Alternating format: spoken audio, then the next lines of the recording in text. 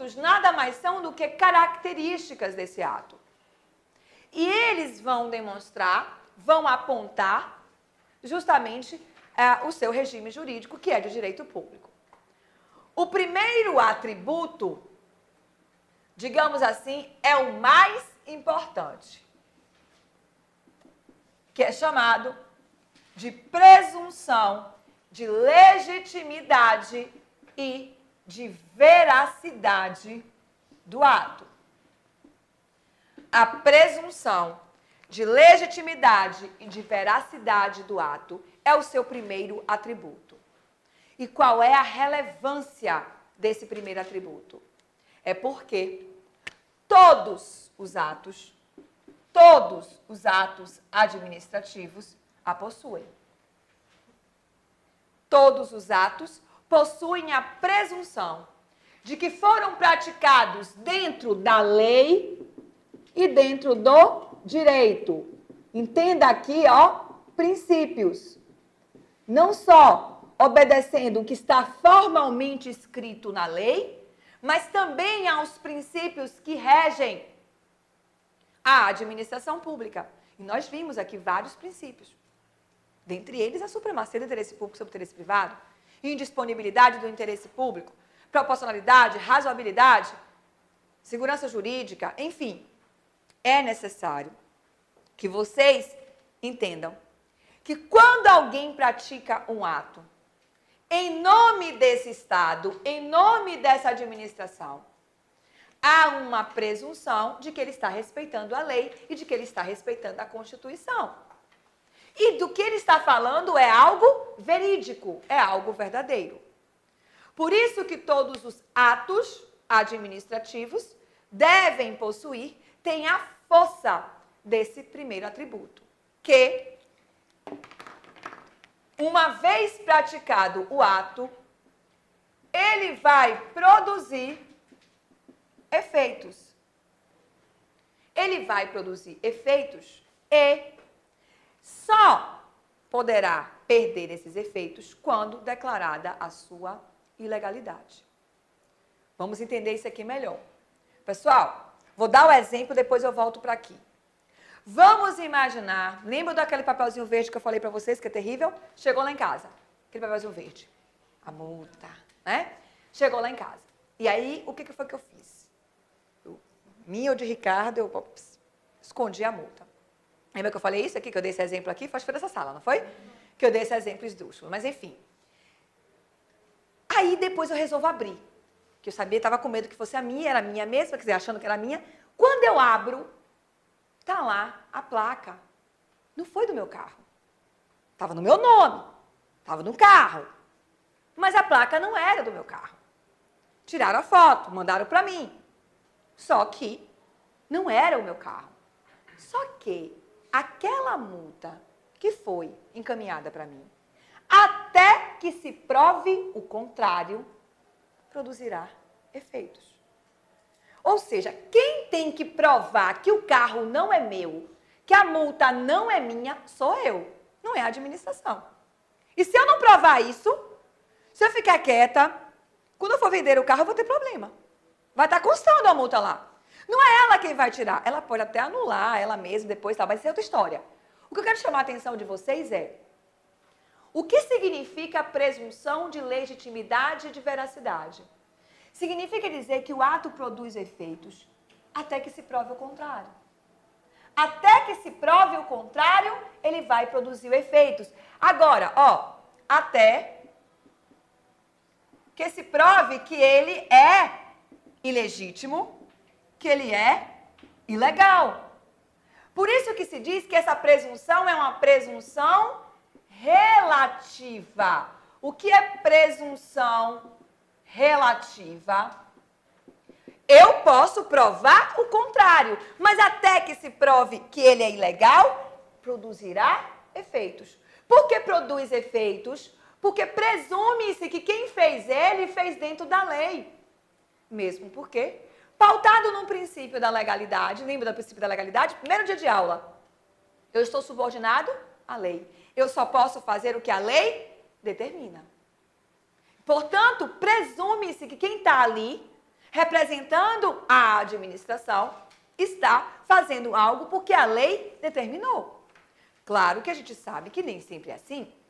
Claro que a gente sabe que essas pessoas poderão praticar ilegalidades, mas até que se prove o contrário, produzirá efeitos.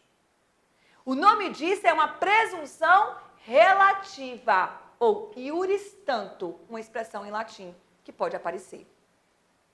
Iuris ou juris tantum é presunção relativa.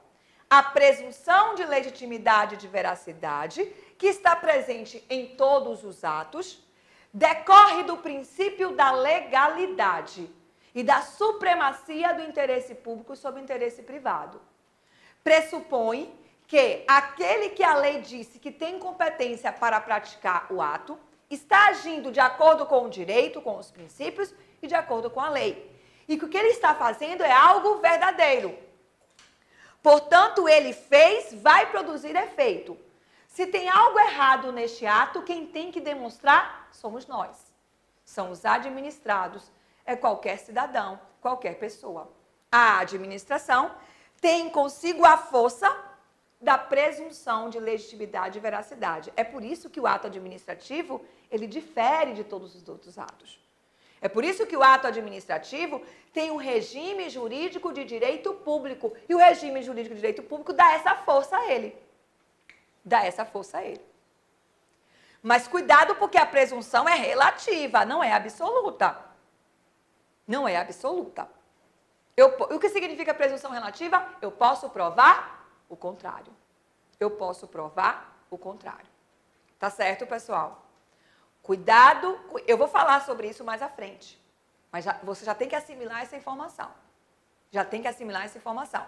Que a presunção é relativa, que significa dizer que produz efeitos até que se prove o contrário. Faltou só eu acrescentar aqui que o ônus da prova é do administrado. É do cidadão.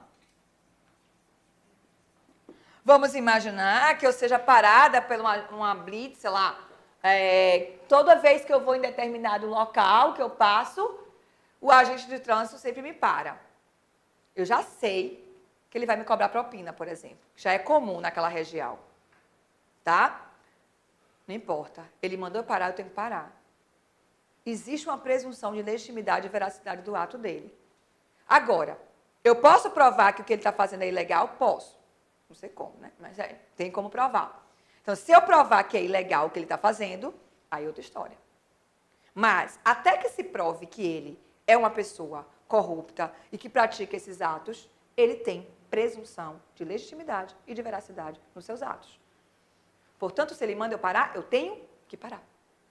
Mesmo porque eu estou diante do poder de polícia que tem coercibilidade. Se eu desobedecer, ele pode ir atrás de mim. Ele pode ir atrás de mim. Por que isso? Porque o ato que ele pratica é uma declaração, uma manifestação de vontade do Estado, ou de quem lhe faça às vezes, que tem como atributo esta presunção de legitimidade e veracidade, que está presente em todos os atos administrativos. O ônus da prova pertence a quem alega, e não à administração.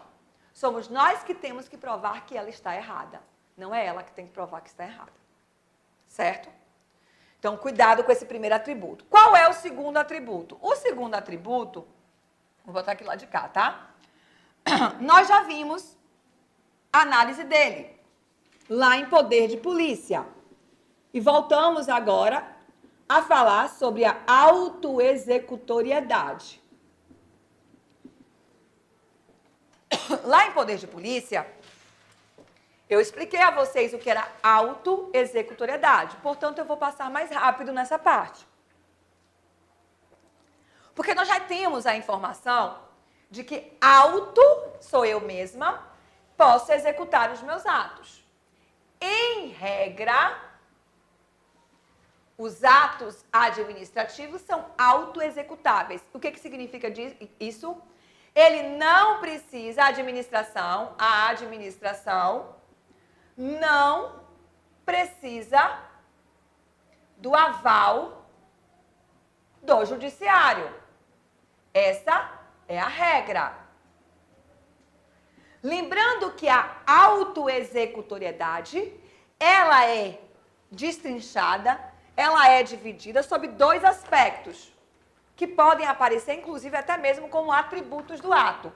Tem autores que trazem o atributo da exigibilidade, mais executoriedade. Vamos lá. A autoexecutoriedade significa dizer que a administração não precisa do aval do judiciário. Está em todos os atos? Não, é em regra.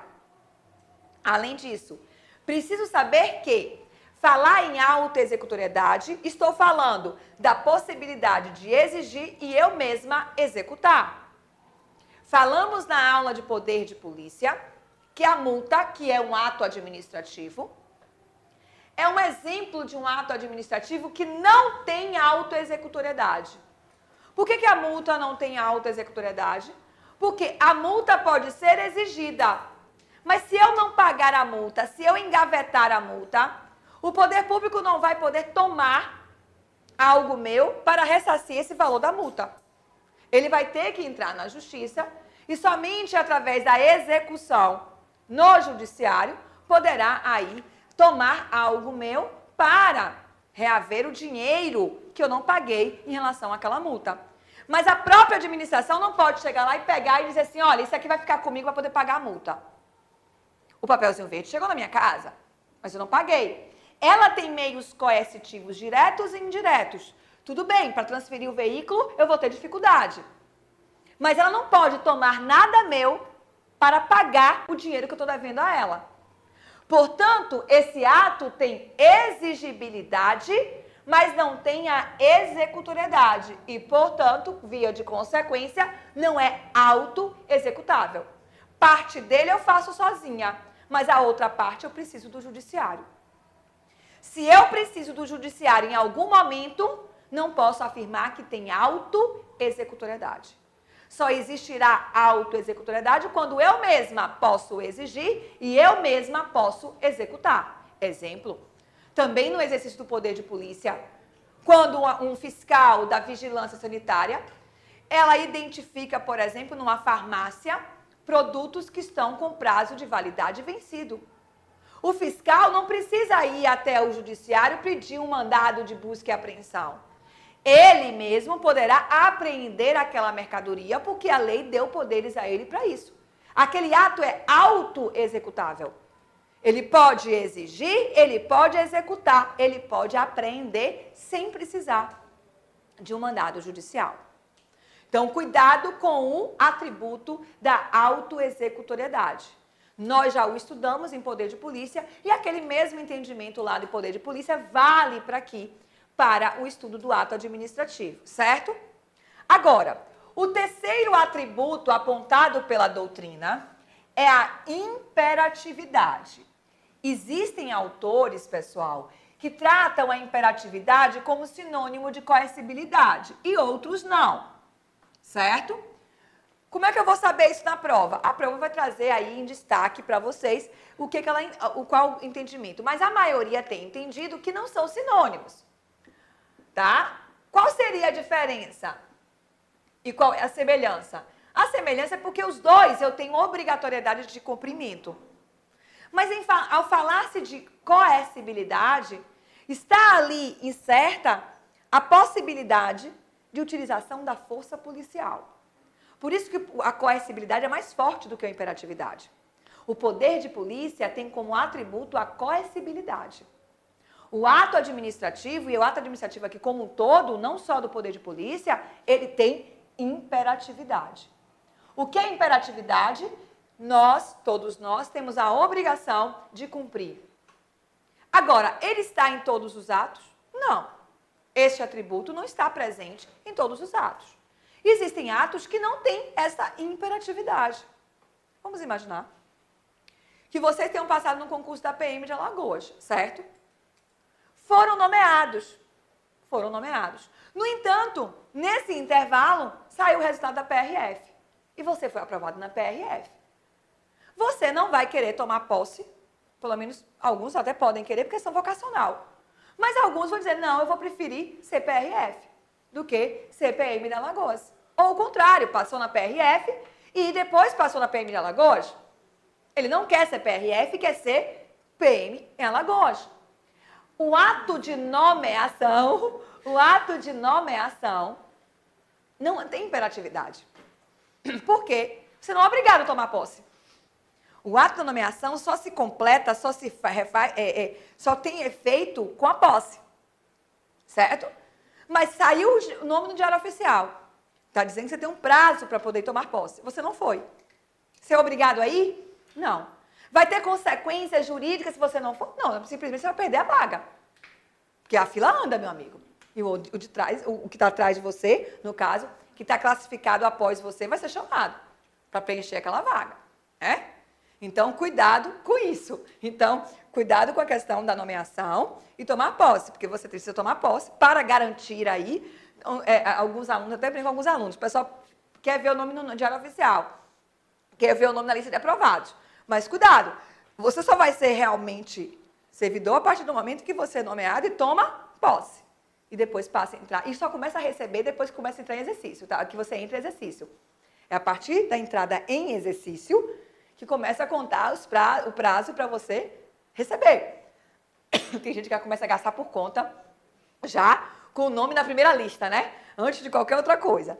Mas, enfim, onde eu queria chegar? A nomeação é um ato administrativo que não possui imperatividade.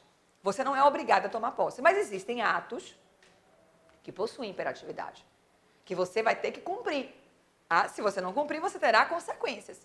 Porque ele tem essa força mandamental. O que é força mandamental? Onde tem uma ordem. E tendo uma ordem, essa ordem, sendo uma ordem legal, por óbvio, qualquer cidadão e qualquer administrado tem a obrigação de cumpri-la, mesmo porque presume-se que o que está sendo feito está dentro da lei e dentro da verdade. Claro que eu posso até provar o contrário, mas quem tem que provar que existe legalidade sou eu e não a administração. Então, cara crachá e obedece. É bem por aí, cara crachá e obedece. O quarto atributo, pessoal, então a imperatividade, vamos colocar aqui para ficar completinho, né? Obrigatoriedade de cumprimento. Agora, o quarto atributo pode ser que vocês não encontrem em todas as provas. A Maria Silva Zanella de Pietro é quem traz essa ideia de tipicidade como atributo do ato. Para ela, todo ato administrativo deve estar previsto expressamente em lei. Qual é a crítica a este posicionamento da Maria Silva Zanella de Pietro? Alguns autores dizem, a tipicidade não é um diferencial, porque no fundo, tudo que a administração pública faz precisa estar previsto na lei. Porque pelo princípio da legalidade no direito público, eu estou subordinado à lei. Se eu estou subordinado à lei, logo, isso aqui não é um diferencial. Também todo ato administrativo teria uma previsão legal. Então, há críticas acerca da inserção desse atributo na lista de diferencial do ato administrativo. Mas se perguntarem, você vai marcar que é correto. O que você vai marcar? Tipicidade significa dizer que todo ato administrativo tem uma previsão legal, tem uma previsão em lei. Tem uma previsão expressa, existe um tipo em lei. É só a gente lembrar de direito penal. Não há crime sem lei anterior que o defina. Para ser crime não tem que estar na lei? E lei aqui, lei formal? Então, entende-se que para ser ato administrativo, eu preciso ter na lei aquela previsão daquele ato. Certo? Basta que vocês saibam isso, que a tipicidade é considerado para alguns autores também um atributo do ato administrativo. Entendido até aí? Beleza? Posso prosseguir? Estou perguntando por quê. E a gente vai começar a dificultar. O que nós vamos ver agora são chamados elementos ou requisitos do ato administrativo. Olha só. Existem divergências. No entanto, o que nós vamos colocar aqui é o que tem sido perguntado nos concursos para a carreira policial. O nosso foco é esse e, portanto, é assim que a gente vai prosseguir. Então, nosso próximo tópico são chamados de requisitos ou elementos do ato administrativo. E a primeira coisa é o decoreba, tem que decorar os 5. E depois tem que entender algumas coisas que irei falar aqui. O primeiro elemento ou primeiro requisito do ato administrativo é chamado de sujeito ou competência, que é quem pratica o ato. Então, a competência é o primeiro requisito ou o primeiro elemento, me perdoem, do ato. E aqui já vem uma observação. Esse primeiro requisito, esse primeiro elemento, é considerado pela doutrina um elemento ou um requisito vinculado. Daqui a pouco eu vou explicar isso melhor. Mas já entendam que a lei é quem diz quem vai ou quem não vai praticar aquele ato.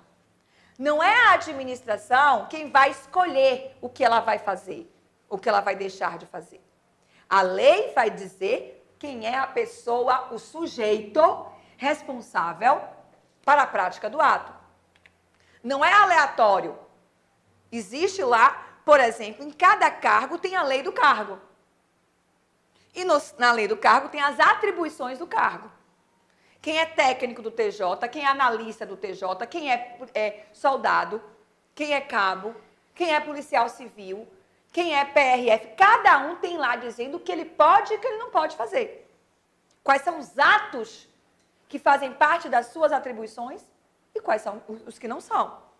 Então, é a lei quem diz o que eu posso e qual ato que eu posso praticar. Por isso que se diz que esse elemento é um elemento vinculado, porque a competência está descrita na lei. E não cabe ao administrador ou ao agente público analisar a oportunidade e conveniência de praticar o ato. Se a lei diz que ele tem que fazer, que é da atribuição dele, então ele está vinculado a isso. Então, esse é o primeiro atributo. Aproveitando ainda para falar da competência, vamos logo analisar isso aqui. Em regra, eu já falei isso aqui, em regra, a competência é irrenunciável. O que significa dizer que ela é irrenunciável? Eu não posso renunciar. Eu não posso abrir mão. A indisponibilidade do interesse público deve reger a atuação do agente público. O que é indisponibilidade? Não posso dispor, não posso abrir mão. Eu até brinquei com vocês aqui, salvo engano. Ah, não vou entrar naquela grota não, que a grota é muito perigosa. Não, meu amigo, se você é PM, você vai ter que entrar. Tá? Se está dentro das regras, das atribuições, dentro da lei, não cabe a você abrir mão. Você não está ali porque quando você quer e quando você não quer, não.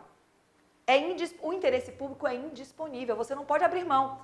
Você está ali em nome do interesse público, não é em seu nome. Então não há escolha, não há autonomia da vontade. Há uma lei que exige cumprimento. Portanto, a competência em regra é irrenunciável. Por que eu estou falando que é em regra? Porque existe a possibilidade de delegar. O que é delegar? Aquilo é algo da minha competência, mas a lei está dizendo que eu posso transferir para outro, desde que seja parcialmente, desde que não seja permanente, seja algo temporário. Então, a competência é em regra irrenunciável, porque é possível delegar, é possível avocar, é possível transferir para outro quando a lei não veda, quando a lei me autoriza, quando a lei me permite. Vamos, então, analisar agora o segundo elemento do ato. O segundo elemento do ato administrativo é chamado de forma. E o que é a forma? A forma é a maneira pela qual o ato se exterioriza. É a exteriorização do ato. É quando eu enxergo a manifestação de vontade. Não adianta o ato ficar na cabeça. Eu tenho que enxergá-lo. A forma, em regra, é escrita. Em regra, é escrita. Mas ela pode ser verbal ela pode até ser gestual. Exemplo, se o agente da SMTT aponta e manda eu parar, ali tem uma ordem. E se eu não cumprir aquela ordem, tem consequências. Perceba que eu estou diante de um ato administrativo, regido pelo direito público, com presunção de legitimidade e veracidade, com autoexecutoriedade e com imperatividade, melhor dizendo, com coercibilidade. Mas é um ato, é uma manifestação, é uma declaração de vontade. Claro que a regra é que os atos administrativos sejam escritos, é a regra. Mas, excepcionalmente, eles podem ser, como eu falei, gestual ou até mesmo verbal. Vou dar um exemplo que já caiu em prova sobre o ato verbal.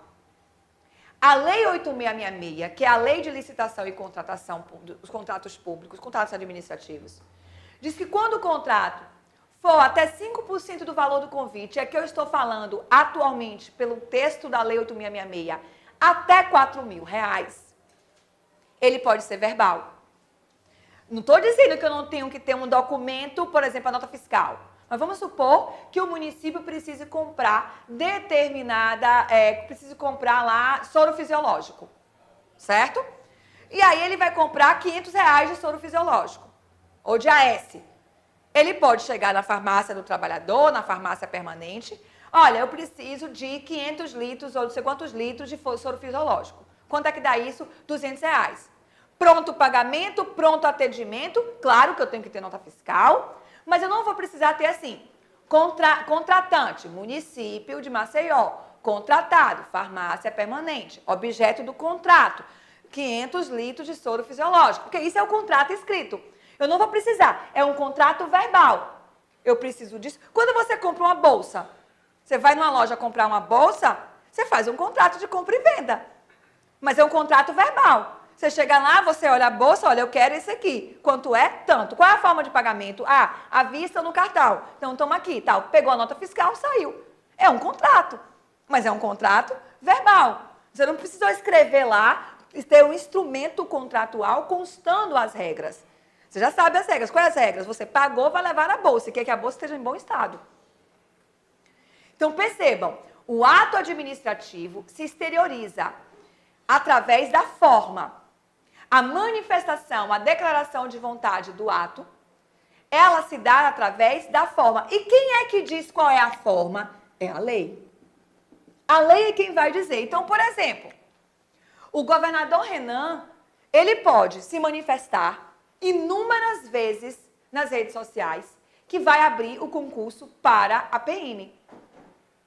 O prefeito de Maceió pode inúmeras vezes dizer que vai abrir o concurso para a Guarda Municipal, mas enquanto não sair publicado no Diário Oficial, aquele ato não existe. Porque a forma descrita na lei para a realização do concurso público é a publicação do edital em Diário Oficial. Eu só vou enxergar o concurso quando sair publicado no Diário Oficial. Fora isso, não adianta. Ele pode até trazer lá, estou com o edital na minha mão. Sim, governador, mas publica no Diário Oficial. Porque na mão dele, esse requisito é inválido. Porque o requisito de validade, eu tenho que respeitar o que a lei diz. E a lei, nesse caso, diz que a forma é através de edital publicado em Diário Oficial. Opa, publicou em Diário Oficial. Agora eu já tenho esse ato. O sujeito competente, no caso, o governador, que foi ele que assinou, publicou em Diário Oficial o edital do concurso para a Polícia Militar de Alagoas, conforme prometido. Que digam amém, né? Que os anjos, como os anjos da boca mole, digam amém.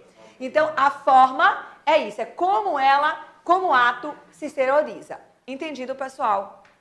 Vamos para frente. O terceiro, Cleito, me avisa do horário, tá? Na hora que eu tiver. Já é intervalo, é? Então vamos parar por aqui, porque esse daqui é mais complexo, tá? Obrigada, gente. Então, vamos descansar e a gente volta. Vamos começar, então?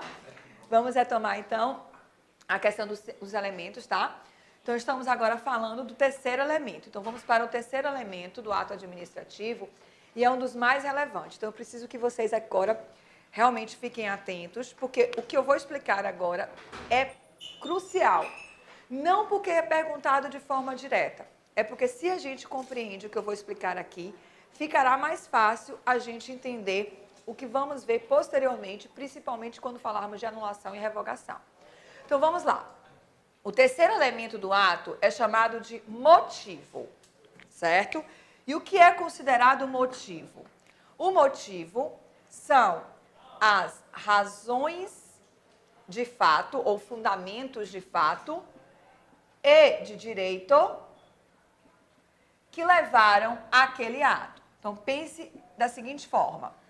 Todo ato tem um motivo. Todo ato eu tenho que saber o porquê eu estou fazendo ele. Eu estou praticando ele. Então, o motivo são as razões de fato e de direito que levaram à prática daquele ato. Daqui a pouco eu vou falar com vocês e vou trazer a seguinte informação. Não confundam a expressão motivo com motivação. Não vou explicar agora, vou explicar depois. Eu só quero que você entenda que o motivo são as razões de fato e de direito. Eu vou colocar logo aqui o quarto e o quinto elemento. E vamos partir para o exemplo para eu começar a explicar melhor isso aqui. O quarto elemento é considerado, é chamado de conteúdo ou objeto. E ele, basta que eu saiba que é o efeito. O efeito, o que vai acontecer, o que realmente vai acontecer, tá? Com aquele ato. Daqui a pouco vocês vão entender melhor isso. E o quinto elemento é chamado de finalidade. Esse aqui, nós vamos apenas citá-lo e na explicação vou falar melhor sobre ele. Mas você já tem uma noção quanto a isso. Ou seja, a finalidade do ato é sempre o interesse público. E quem diz e quem determina esse interesse público é a lei. Todo ato administrativo tem uma finalidade determinada pela lei, e essa finalidade deve ser o interesse público, certo? Já que o regime jurídico dos atos administrativos é o regime de direito público. Por isso, o interesse público tem que ser a finalidade do ato. Mas vamos lá. O que eu preciso que vocês entendam? Eu vou trazer aqui agora 2 exemplos. Quem já foi meu aluno conhece esses exemplos. Eu sempre dou os mesmos. Às vezes eu acrescento outros, mas eu vou dar os mesmos exemplos. Por quê? Porque esses 2 exemplos têm sido emblemáticos e o pessoal tem conseguido entender e enxergar através deles, certo? Por isso eu vou utilizá-los. Peço aí perdão a quem já assistiu essa aula e quem já foi meu aluno, mas eu vou utilizar o mesmo exemplo, que é o seguinte. Vamos imaginar uma enfermeira de um hospital pediátrico, certo? Vamos pensar que esta enfermeira apresentou ao seu chefe, o seu superior hierárquico, um formulário, um documento, juntando a este documento um atestado de 9º mês de gestação. As razões de fato desse ato, gravidez. A razão de direito desse ato é a licença maternidade prevista na Constituição e no Estatuto. O conteúdo desse ato é o afastamento da enfermeira a partir do dia 20 de março. Olha só. E a finalidade, interesse público. Eu não vou discutir o 5º elemento. Depois eu vou falar um pouco sobre ele, mas agora só quero que vocês saibam que tem que ser sempre o interesse público. Repetido. O ato que estamos analisando é o ato administrativo da licença maternidade. Vamos destrinchar os elementos e os requisitos deste ato chamado licença maternidade. Será apresentado ao chefe imediato da servidora um documento próprio com um atestado de 9º mês de gestação, informando que ela está grávida e, portanto, terá direito à licença maternidade e será afastada das suas atividades a partir do dia 20 de março. A finalidade, o interesse público. Segundo ato que vamos analisar. Eu vou voltar a isso depois, tá? A enfermeira apresentou ao seu superior hierárquico, que é, pela lei, o competente para analisar esse ato, um documento com formulário próprio, juntando a este formulário uma certidão de tempo de serviço, que informa fato que ela trabalhou 12 meses consecutivos e tem 12 meses de tempo de serviço. O direito às férias previstas na Constituição e no Estatuto dela. O efeito do ato, o conteúdo, o objeto é o afastamento das atividades a partir do dia 20 de março. A finalidade, o interesse público.